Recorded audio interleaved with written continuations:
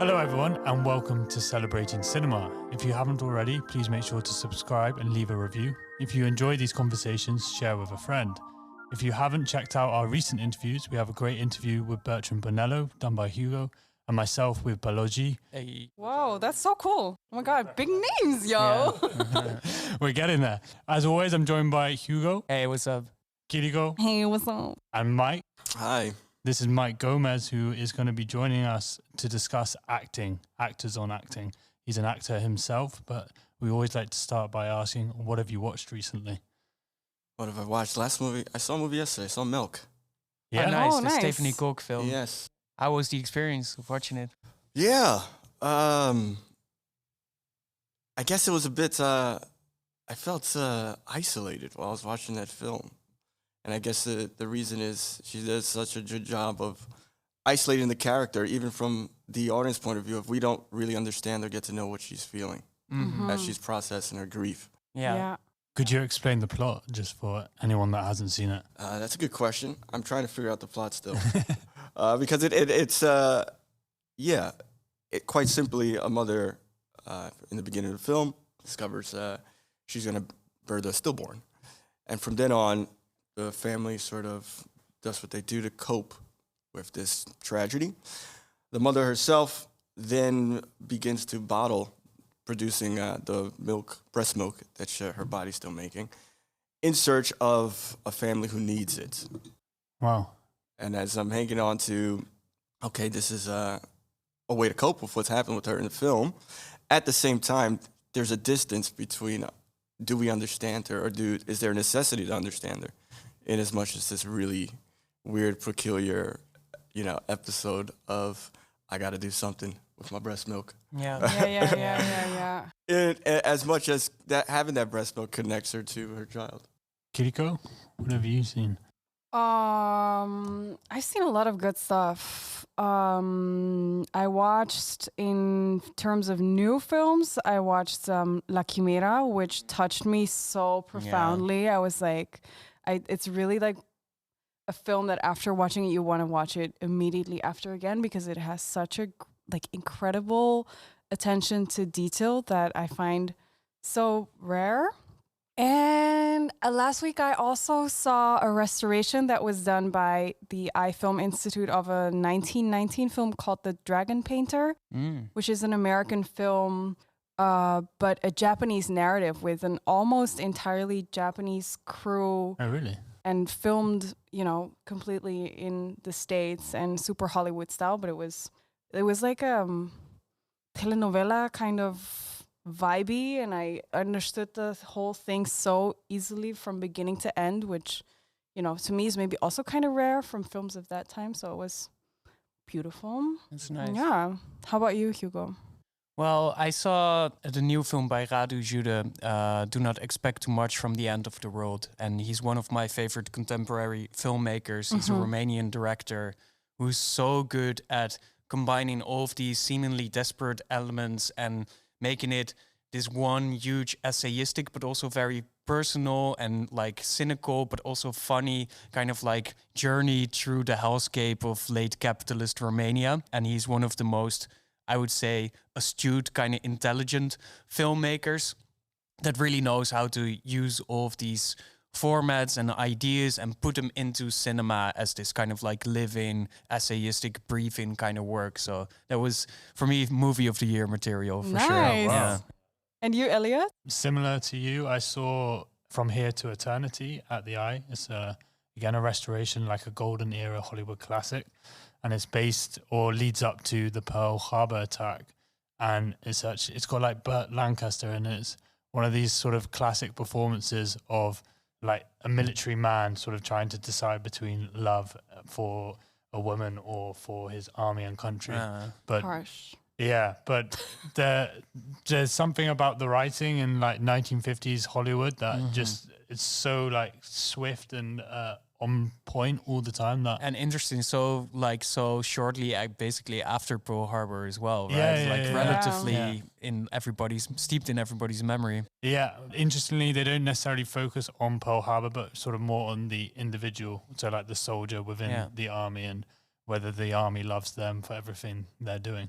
But yeah, I really enjoyed that. So today we're discussing actors and acting and sort of what the deal is, because I think we all kind of take it as a given, or we don't really seem to question too much acting on screen. We sort of know maybe when acting is really bad, but not necessarily when acting is good, or it often seems very natural to us. And it's to coincide with Marlon Brando and the program we're doing on him, sort of an icon of Hollywood cinema. And we've invited Mike to write something about acting. Yeah, so I'll do my best. Get it off. Let's go. Standing on the shoulders of giants. Well, I guess overall, I mean, there's no getting around for myself feeling really pretentious and self-conscious and a bit vain. Don't think about it. We're amongst friends here. Awesome. I'm an actor. I act in theater, on camera, but mostly, actually, I act a lot in my head. When I was 7, I once stayed up all night to watch and rewatch Seth Brundle, a lonely, misunderstood, smart dude, trying to seduce a young, confident journalist by introducing her to the world's greatest invention, teleportation. His big eyes, ear moves, and nervous charm soon gets interrupted when he steps into a telepod, sending the shock of seeing a common housefly locked inside with him. Disintegrating them as 2 and reintegrating them as 1. That night, I abandoned sleep forever and became the weirdest kid in Queens. David Cronenberg's The Fly became my favorite movie, and Jeff Goldblum's Brundlefly my favorite character. From then on, I learned what it was like to be Spider-Man, swinging through New York City. I pushed my skateboard like Marty McFly, pushing the pedal to 88 miles per hour in Dark Brown's DeLorean. I cried like the little boy crying inside Anton Fisher at Thanksgiving dinner.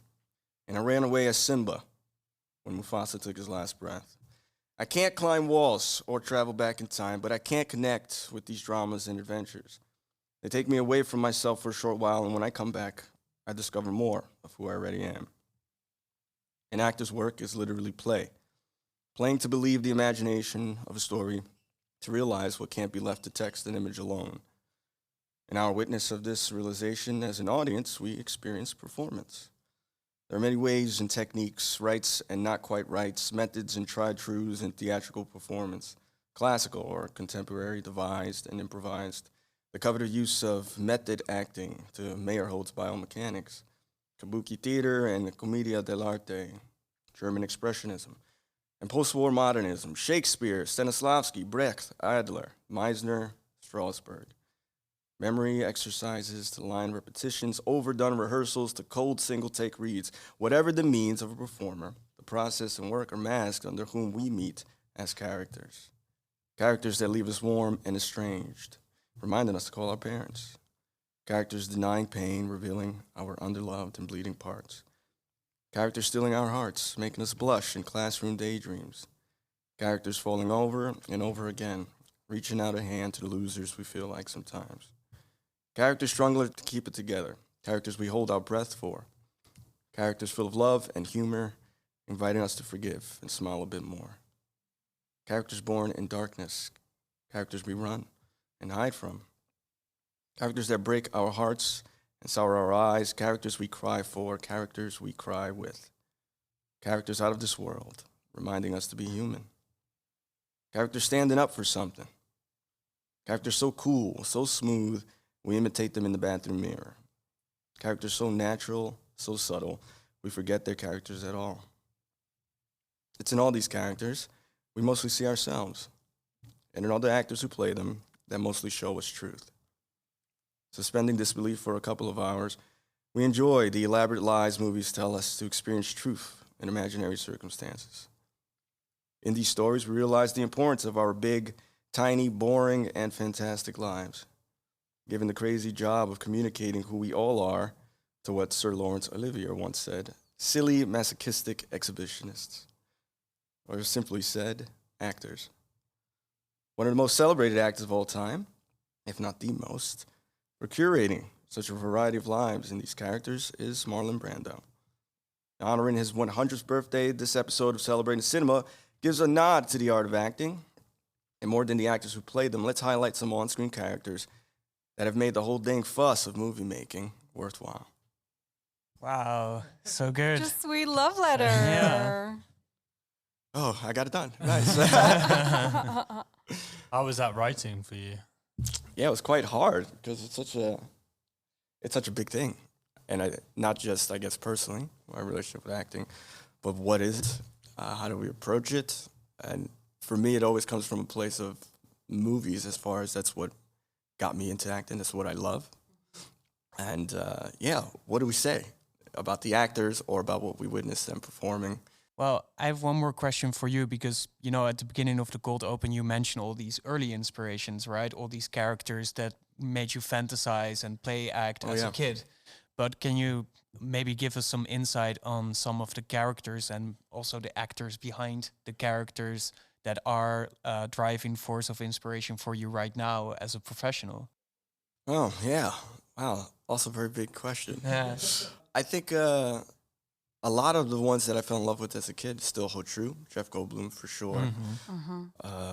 Jack Nicholson is a big one of them. Denzel. Willem Dafoe. Big Willem Dafoe fan. I haven't seen her recently, but Julianne Moore, I love. I think she was so great, especially in all the PTA films. And you mentioned something before we started recording about how we watch these actors throughout their career. Yeah. And see them progress and age on screen, and how that changes who they get to portray on screen. And I'm always constantly invigorated by the new actors, I guess, that we see, or the new talent. And I think most recently, who I've really, really like is Florence Pugh. She's getting, of course, a lot of big-time Hollywood shine with her performances, but there's something captivating about her, and that's this effortlessness. You pointed out, Elliot, what we don't necessarily see what good acting is, but we automatically see what bad acting is. That's such a hard thing to do. Yeah. To be completely natural in front of a camera, especially when you're filming a movie around 100 crew members, and things are so big and there's a lot of weight on your shoulders to get things done and right. But to play it as if there's nothing else happening around you. And I think she's one of those actors who nails that, every time. So that's quite nice. Yeah. I have a question for all of you guys, because as a non-actor, as we are, except for you, earlier you said something in your cold open, which really resonated with me, is that those actors that you see throughout your life in some way mirror the character that you create for yourself. I wonder if you guys have characters or maybe actors who you've seen and then aspire to be, who then became a part of who you are today. Well, I remember, and it's not like an aspirational thing, but just kind of like this mirroring that was the first time that it felt so uncanny that I was just kind of like in shock, was when I saw Richard Linklater's Boyhood. You guys ready to have some fun? All right, don't worry about it. Looks like you used the bumpers. You don't want the bumpers. Life doesn't give you bumpers. God damn it. We have a new student joining us today. Hey, dude. Welcome to the suck.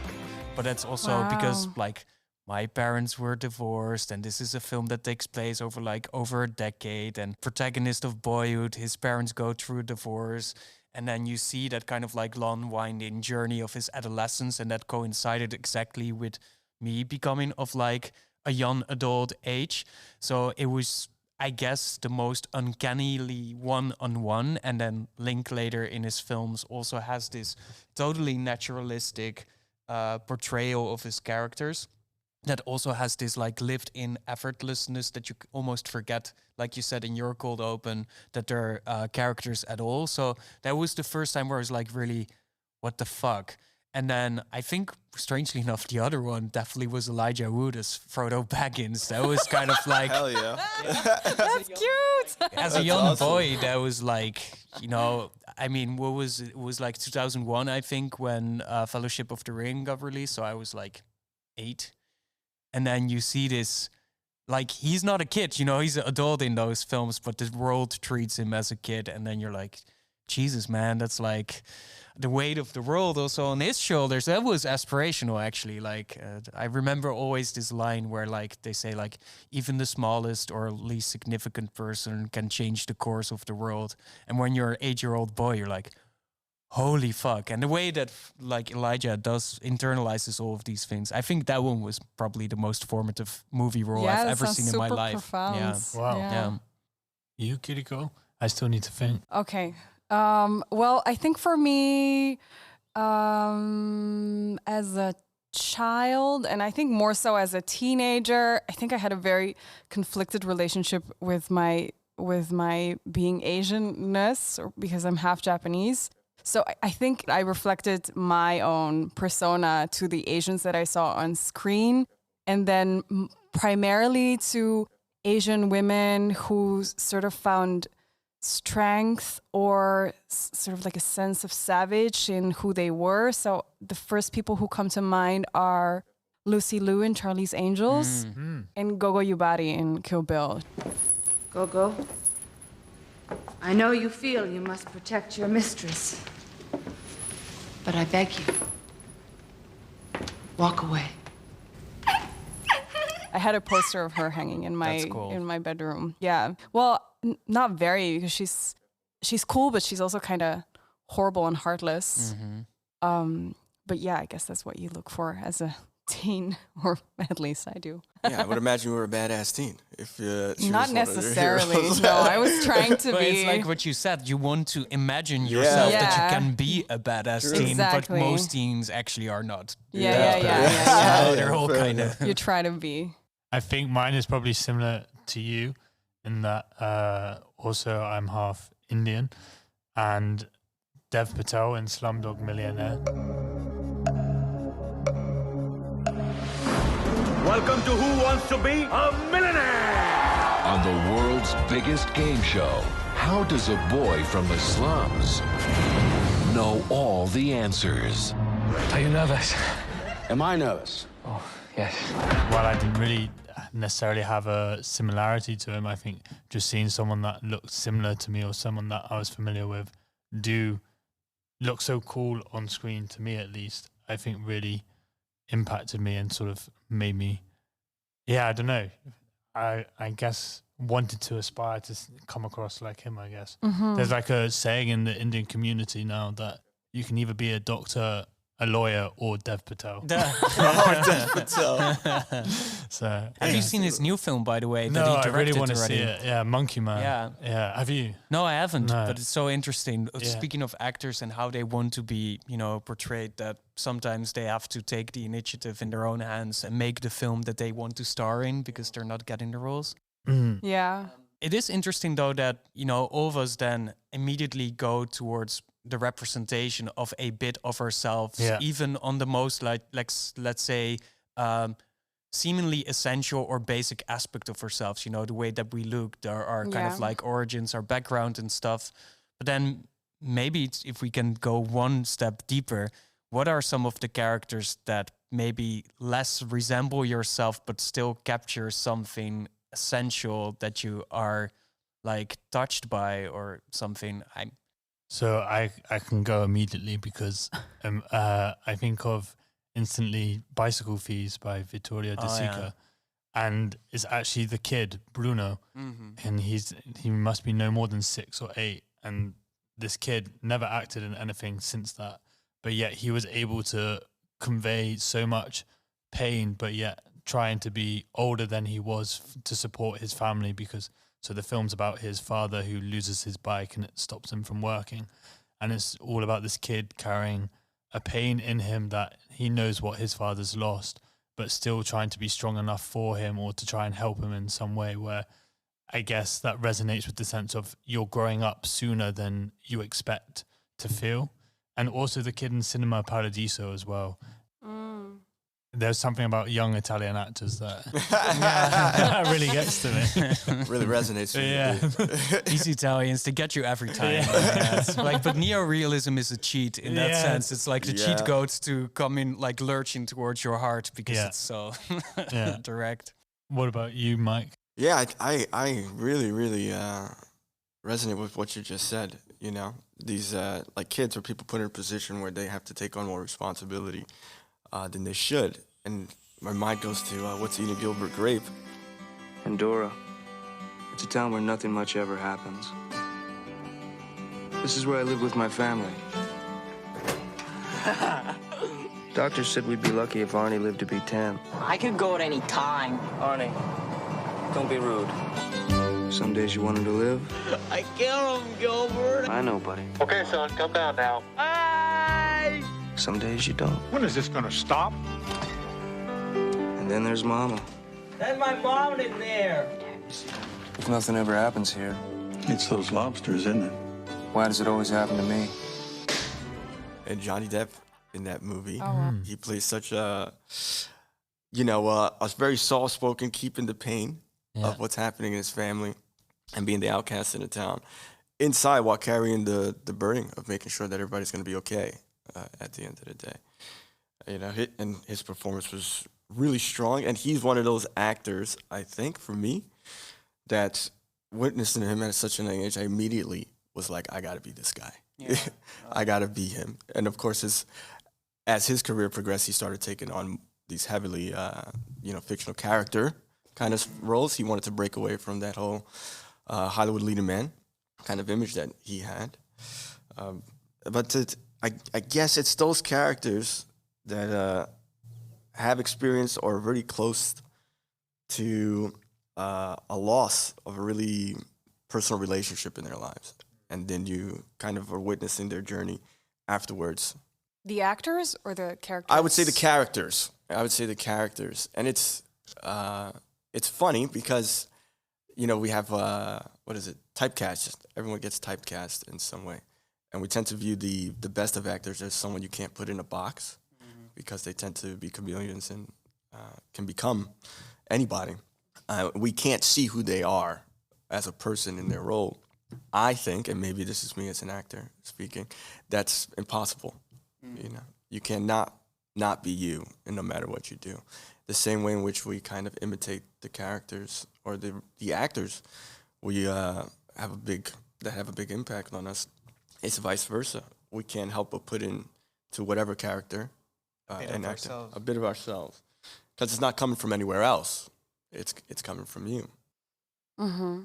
But isn't that also the part where it becomes so difficult to talk about acting in the first place? Because no matter what you do, I agree with you, you are unable to disconnect the person from the character that they are portraying, but therefore also you immediately have an interest or a judgment or some form of opinion upon someone's personal either life or experience or age, and therefore we have this also absurd fascination with actors as the only people within the process of the creation of film that we feel the need as if we need to know who they are, which I personally also have that fascination profoundly with some actors, but when I think about it, I always feel, disgusted about it in some way. I can relate it to my work as, a film journalist and going to a lot of film festivals and doing a lot of interviews. And then occasionally, in Cannes, there's a new movie with American actors in it. And then I want to, usually for the magazine that I write for, I want to interview the director, right? Because those are the people usually with the ideas about the film and kind of like the whole conception of the film usually comes from them, especially in this kind of art house segment, right? And then occasionally they slot you in with the actors as well, and you have to do round table interviews with the actors. And it just becomes an entirely different conversation. And some of them are very annoying because you can just see that the actors are kind of like it becomes a lifestyle thing, it becomes a personal thing, it becomes about their celebrity. Mm-hmm. But occasionally they are brilliant and they expand your ideas about what the film is and the characters are and the way that they carry it. Some of those actors are like Juliette Binoche and Isabelle Huppert and a couple of others that really kind of like carry a part of actually the artistic project of the film within themselves. And to get a little bit of that essence is invigorating and very exciting, but it is not always the case. So I definitely see that tension for sure. Yeah, this is for movies overall, right? It's such an industry, and with actors, the art of acting, and then there's the business of it. Mm-hmm. And the business part, they, most actors, as they build their brand, so to speak, they become a product or a celebrity. Mm-hmm. And it's hard to separate that from their acting as well as who are they as a person. Yeah, but I think also as a viewer, I'm not able, or I don't want to disconnect the one from the other. Or I of course can think about why Marlon Brando is a phenomenal actor. But yesterday I had the great privilege to rewatch Apocalypse Now. You've heard of Colonel Walter E. Kurtz? Your mission is to terminate the Colonel's command. Terminate. Terminate with extreme prejudice.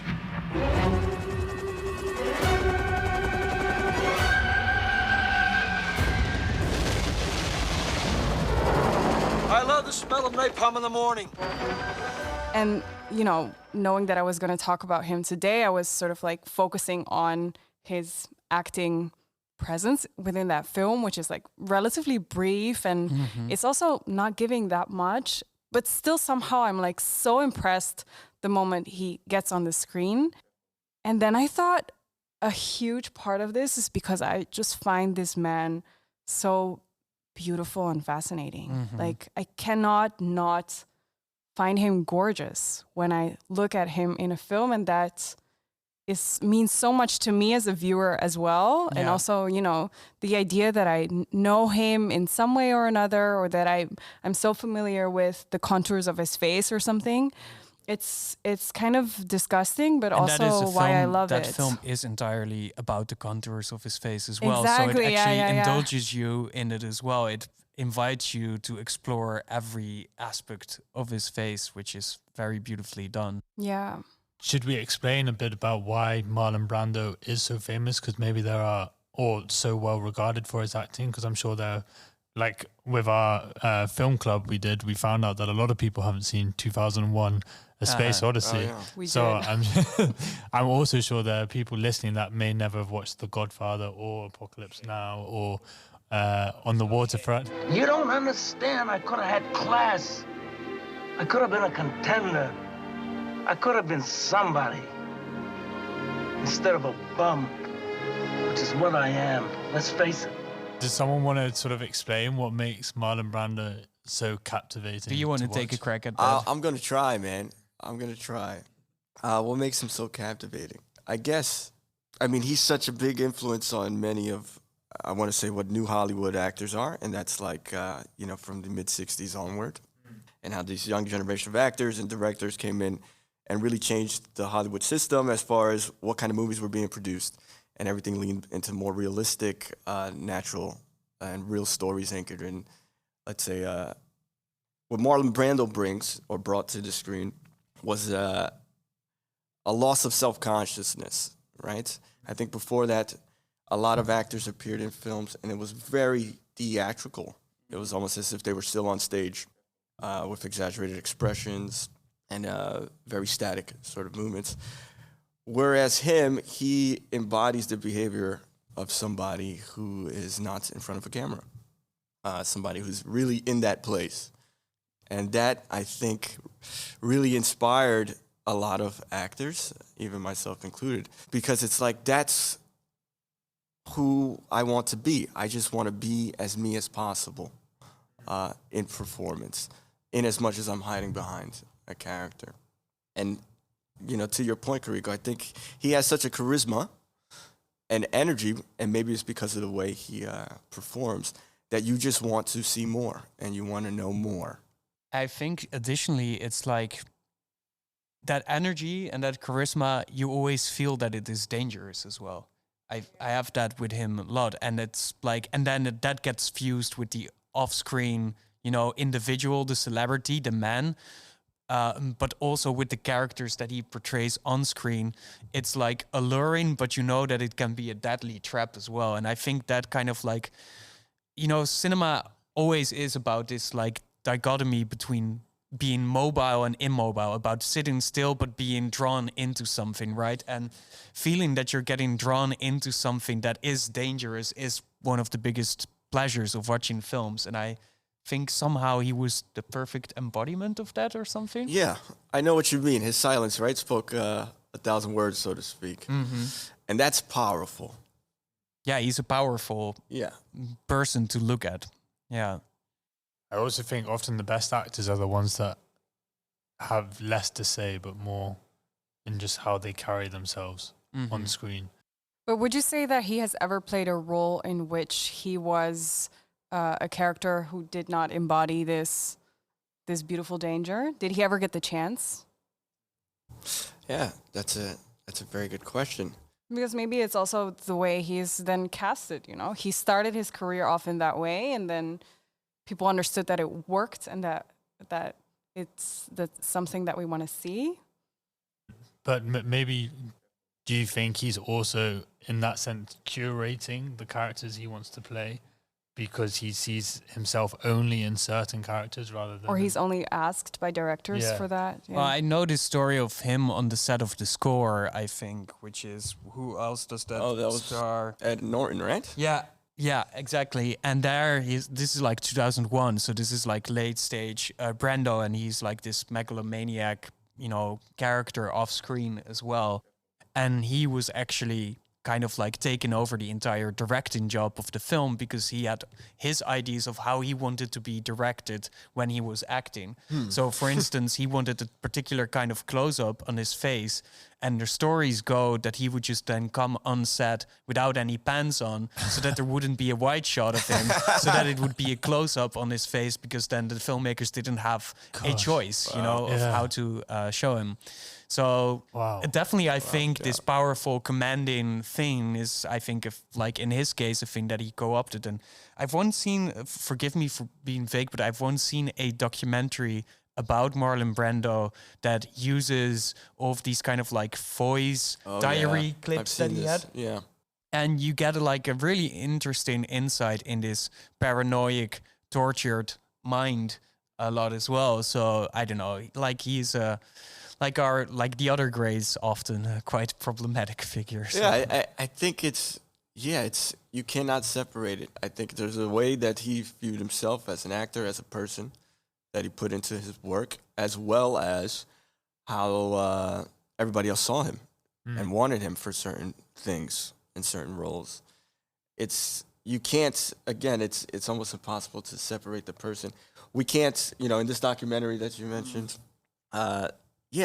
it's all these voice recordings that he took himself, just at home monologuing throughout his day, but they were so disconnected, I would say, the rambling of who he was as a person, but it shines light on how he thought. It's given a little bit Nixon recording himself in the White House vibes. Weirdly enough, they feel like kind of like related characters in a strange way. Do you think we also underestimate how much it takes out of an actor to give themselves to a character, and also how a character may also stay with them, or parts of a character may stay with them? Because I also think of Seymour Hoffman, who seemed conflicted and troubled, but then a lot of his roles were also about that. Yeah, which I think may kind of enable the two, if that makes sense. I have one recent anecdote from Bertrand Bonello, who I interviewed about The Beast, which is a film starring Léa Seydoux in 3 different time eras, and she's in all of them. She's basically in every single scene almost. And the film, Bonello describes it, it's a film about this sci-fi story, but it's also a film about Léa Seydoux, right? Yeah. But he explained that she's the type of character that just basically doesn't prepare. She reads the script maybe once, and then she comes on set and she's like, okay, what are we going to do today? Wow. And he explains her now you're doing this, and then you're going to cry, and then she just does everything. And then after that, it's gone, Yeah. So in her case, she doesn't that much carry the weight of the characters. Yeah. It's just an innate thing that is inside of her, which is insane to think about if you've seen the film, because the film is so tremendously emotionally powerful. Yeah. So it can exist that it's not there, but maybe you have some stories of how you deal with that. Oh man, I think that's it's great that you pointed out Léa Seydoux, because in her case, right, as far as her process, what we know about it, it's this, okay, I'm here, let's do it. Yeah. Right? And I think a lot of actors have that. or you have the people who say, okay, I've got this role. I'm going to dedicate the next year of my life becoming this person, like your Daniel Day-Lewis's, your Joaquin Phoenix's. And everyone's going to be different on how they do that. I think towards the end of Brando's career, he was doing this. He wouldn't even read scripts. Yeah. He would just ask how much. Yeah. And then he'd show up to set. He'd place the script on someone's chest, his lines, and then go from there. Huh. That was it. Yeah. He was even doing that from Godfather. He was doing this. Just winging it. Just winging it. You look terrible. I want you to eat. I want you to rest well, and a month from now, this Hollywood big shot's gonna give you what you want. It's too late. They start shooting in a week. I'm gonna make him an offer he can't refuse. I think the prep he did was put the The cotton, cotton exactly. balls, He started with cotton swabs in his mouth to look like a bulldog, and then that was it. I've seen those. Oh, yeah. They're in the Academy Museum in the Los actual Angeles. prosthetic. Oh my. That's kind of like all those kind of like Christian artifacts, these like handkerchiefs, Yeah, or like exactly. I'm sure. fingers of like dead saints and stuff. But I've seen those, so I've been close to the brilliance of his acting. It's incredible. I think as far as the extent, whether it's completely deep diving into what you think a person should be or is, to just it's acting. Why do I have to become this person? I can just pretend. And how does that relate to the dynamic with the director? Because there's this funny anecdote of Matt Damon on the set of Clint Eastwood's Invictus. And they're shooting a scene, and of course I have to go to Clint Eastwood. But Clint Eastwood is one of my favorite directors as well. Oh, as a director, he's good. So there's this scene, and they do a take, and then Matt Damon, he comes to Eastwood. It's a film about Nelson Mandela and about rugby in South Africa and stuff. It's not one of the greats of Eastwood, but it's a funny movie.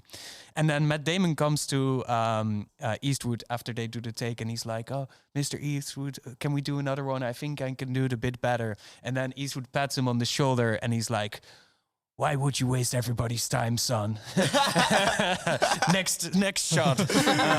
And I love this idea as well, like that the director can also dictate how the actor should act, sure. right? Yeah. For sure, and I think this is particularly true with films versus theater for an actor, because there's action and cut, and it's on the director to determine whether he's got his shot or not. But that must be so horrible to work with certain actors. I once spoke with a friend of mine who was in one of Dutch directors Alex van Warmerdam's films, and he is known for directing in a way that you're taught as a director not to direct. So literally say the sentences and sort of, tell the actor where the intonation of every single word should be, which as an actor leaves you to no creativity, because that's the least power you have, It's only technique at to that point. know how to say your words. But still, they're fabulous films. So mostly also because of the acting, which is insanely good. Yeah, exactly. With a lot of movies, it's maybe it's a bit crude to say, but actors are props. Yeah. Especially if a director has such a strict vision for what he wants, how he wants it done, and the actor is just someone who looks the part. You have this experience where it's just, no, I don't want that. I want you to say it exactly like this, and then we got it. And like for the actor, it's like, what the hell am I doing here? Why don't you just get the grip to come in and do this? What am I adding to it? Which is why it's particular, and I think hard, because again, it's you want a lot of actors just won't work. They just want to get in front of a camera. They just want to be on the screen. So the process of how they're able to do whatever it is that they want to do is partially dependent upon how much permission they have. But then you have the opposite kind of direction, which is what, Terrence Malick in his later stage of his career used much more, where he would just have these open sets and the camera can go everywhere. And then he wouldn't give people acting directions or cues very much per se, but he would give them like almost little inscriptions on pieces of papers, almost riddles and little things to think about, almost like the oblique strategy cards of Brian Eno, these little things that just open up a little like hatch in somebody's brain, and then they would have to sit with those. Also kind of randomized, so people are just thinking about these things, and then the camera goes through them and things happen and stuff, which is very, I can assume, disorienting experience. And there's a lot of film actors that never want to work with Terry again. I think Christopher Plummer was like one of the most famous ones, that he was like, after being on the set of The New World, he was like, I'm never going to work with Malick again. But then other actors want to work with Terrence Malick to understand a different view on acting versus directing. And many of those people then later start making their own movies because they want to see the process and have a various scope of how directors work. So it's kind of like this rite of passage almost for a lot of actors to work with Terrence Malick. But it's like almost crippling freedom for others, you know? Yeah, and I guess that's just tough. What is it?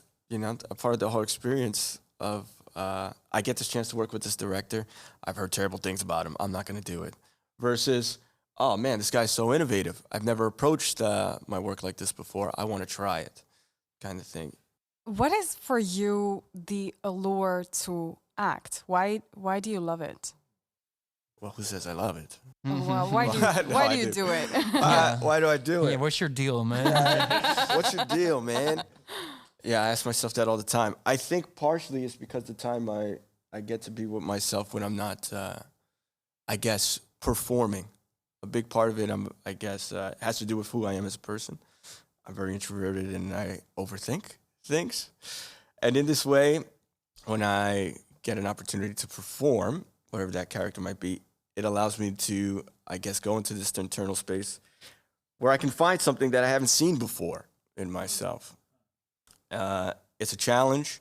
It's scary sometimes, and it is, masochistic. There's something I enjoy the pain of not knowing and the uncertainty, and it's fun at the end of the day because it makes me feel like when I was a kid and I was just role playing or pretending to be some superhero, and committing to that so much so that I believe it, only to be told, the streetlights are coming on. It's time to go inside. Oh, all right, we could do that. Well, I have one question and it relates to Marlon Brando. Another thing about Marlon Brando is he knew how to sell tickets. He was like a box office magnet, and he inspired a whole slew, a new generation of actors that were somewhat the same. Al Pacino, Robert De Niro, Gene Hackman, James Caan, a zillion others that I'm forgetting, but also at some point Denzel Washington, Jack Nicholson, the list goes on. There's some of these guys, and it's usually mostly guys, right, that are like built on the poster of a film. People go and see the film.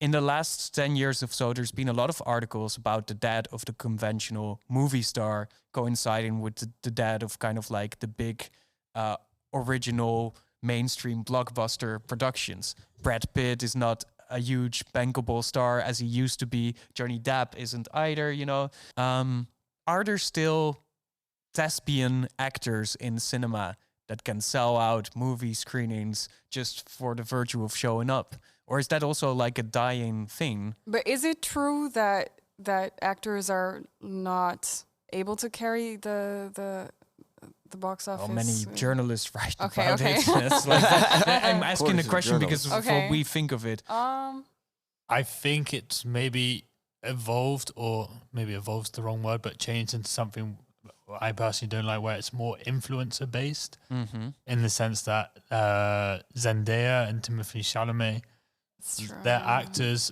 and we can discuss how great they are, but they are box office draws. Like I think people will go and watch a film if their name's attached to it, and I think it's now moving to that space as well. Like Sydney Sweeney as well. While I do enjoy some of her acting, I think again people rely on the fact that she has a wide audience, and that social media influence is now something that attracts people to come watch a film, rather than, say, if it was Denzel Washington. But are they social media? Well, persona? I think it goes hand in hand. Like, they've become famous through their acting, but now because the way they're marketed and their branding, they then have such a... Which is, of course, also a universal kind of like thing in Hollywood, but it has changed. I think the face of it has changed a bit. I don't know what you guys think of that. Well, I think you make a good point about social media. It's just we have so much more access to actors and who they are now versus the time before it, where you needed to go to the cinema to get a see bit their more. faces.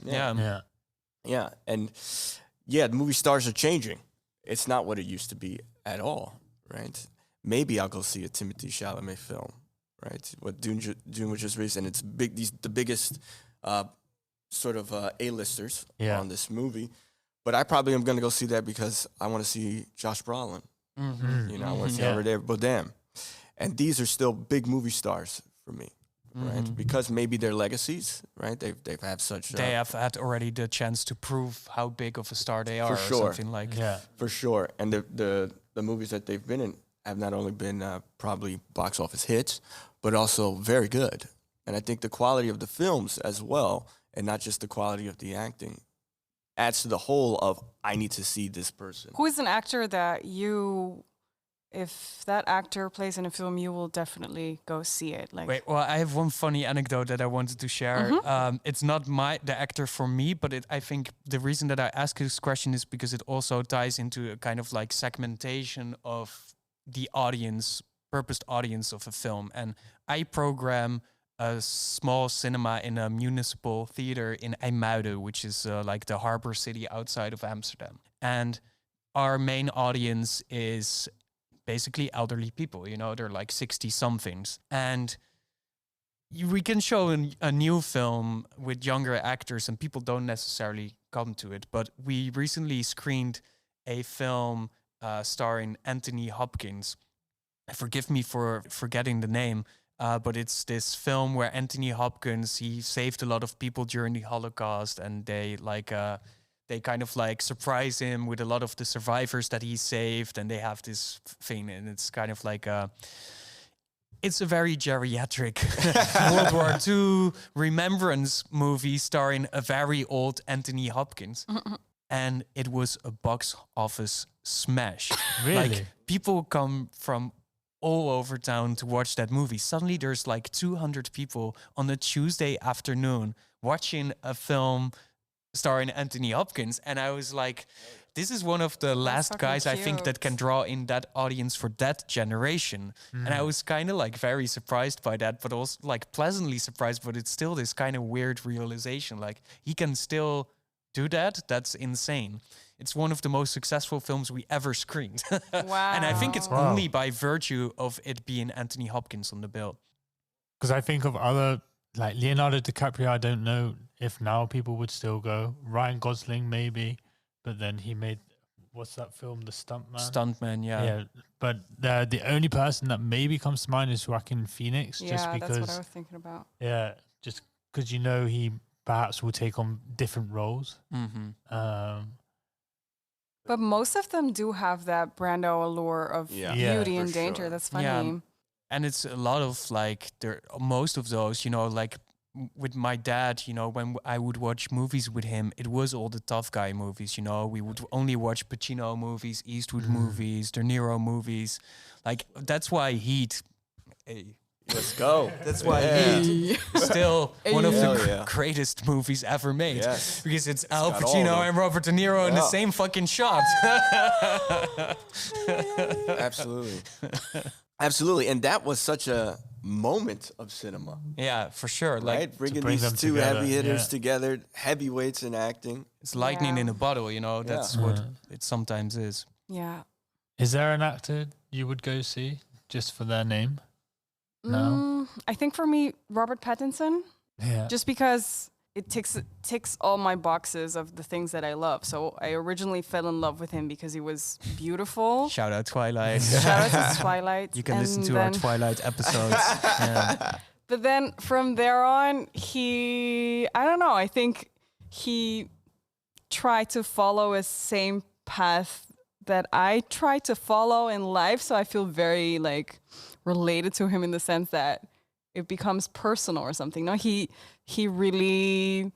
takes his acting in a like technically as a craft very seriously, because he really dares to challenge himself and aspires to be the actor who can take on the many roles. I recently saw a bit of Good Time again, and Oh my he's God. so insanely good in that. He's so good. And he's actually, I interviewed the Softies about that film, and then Wow. he stepped into the room, and it was like the air was sucked out of the room. It was insane. And like, I'm not usually very starstruck, but I was like, holy shit. And also at the same time, I was like, I want to hang out with this dude so badly. He's so cool. Like, it's insane. Yeah. Yeah, he's such a weirdo also. And then to also like go for the regular path of doing a Batman, I find that also so fitting, and I admire his career choices. He is someone that has perhaps been able to change the narrative of his career. Yeah, for sure. He tries very hard and he succeeded. Yeah. You, Hugo, is that someone you would always go and see? Yeah, I think it might also be Robert Pattinson. But I'm going to be on the record and be very brave and say I'm now also a Sydney Sweeney stan. So I will definitely see every Sydney Sweeney film ever made. But that's for ulterior motives as well. She's quite attractive. Yeah, that was my next question. Why? I don't see it. Oh man, that's tough. It's like the OGs. I'll always go see the OGs. You know, I'll go see Denzel any day of the week. I just love watching him on screen, kind of thing. You know, De Niro and Pacino don't make movies like that anymore, and most of them are just these weird romantic comedies that De Niro's appearing in. Well, The Intern, the Nancy Meyers film with De Niro, is actually a banger. It is a genius banger. movie. You're right. Yeah, that was very good. One of his last great movies. I would One say. of his last great ones. It's true. As far as contemporary actors today, I think Tom Hardy. I'll go watch him because he's definitely this Brando-esque actor, let's say, very brooding, you know, tough, and he portrays those roles for sure. What has he been doing though lately? Probably, actually, he was like in a jiu-jitsu championship fight. Oh yeah, like he's apparently very talented in jiu-jitsu. Exactly. He's been doing that with his life. Good. That's good. Sounds very healthy. But is there anything else we want to add before we wrap it up? Well, maybe that it's okay to love an actor for their beauty. Yeah. I think that's important to say, because it feels like we're always so, I mean, of course, we love good quality, but it's also so important to fall in love with people on the screen or something. I don't know. And I want to also, as we say in Dutch, brekelans for Sydney Sweeney, because if you've seen the film Reality, that's such a tremendous film that takes place in a single location with only a handful of actors in real time, kind of like maps out this thing, this conflict surrounding the character of Sydney Sweeney. Her name is Reality, and she was a whistleblower for NSA or something like that in the States. And it's a terrifying film, and she carries the entire film. She's a tremendous actress. So I just wanted to say that. But I also agree that, that we should also watch people on the big screen for their beauty, because that's very pleasurable as well. Well, with that, I think we can wrap up. I think hopefully by listening to this conversation, you've understood a little bit more about the art of acting and just how complex it is. Mike, thank you for sharing with us. Yeah, thank you so much, Mike. Thank you, guys. This is an honor. We hope to have you again. If you're interested about acting and actors, you can listen to our recent episode on the enigmatic Nicolas Cage, but also an older episode on Tilda Swinton, Right, the comedian, someone we didn't discuss, but I think we cover her very well on an older episode. If you haven't already, please make sure to like and subscribe, leave a review, a share with friends. This was a Lab 111 production, produced and edited by myself, music from Hugo Emazal, and artwork by Studio FFF.